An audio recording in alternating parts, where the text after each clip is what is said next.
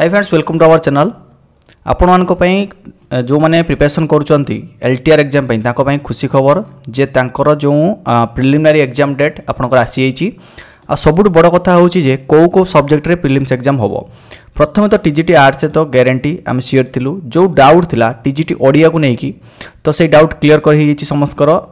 TGT Odia रे preliminary exam होबो ता सहित पीसीएम आ सीबीजेड रे मध्य प्रिलिमिनरी एग्जाम होबो।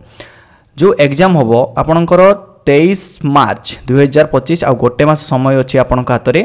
आ सबुठर इंपोर्टेंट कथा एथर जे ओएमआर मोड रे होबो। जो ऑनलाइन ले एग्जाम होउतिला जो परसेंटेज स्कोर पिला मान को दिया होतिला तो सेथिरे पिला माने संतुष्ट नथिले तो सेति पई मेल करथिले पिला माने कंप्लेन जणाइथिले जे ओएमआर रे करा जाऊ। तो देखा जाऊ ओएमआर मोड रे हेले ऑफलाइन क्वेश्चन होबो तो ऑफलाइन क्वेश्चन को भी जमती लीक न हुए क्वेश्चन सेटा भी गोटे बहुत बड़ चैलेंज ओडब्ल्यूएससी पाई।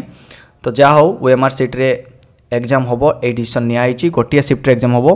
बाकी जो माने रहिले हिंदी संस्कृत तेलुगु उर्दू आउ पीटी टीचर सेमानकर डायरेक्ट मेन रिटन एग्जाम होबो।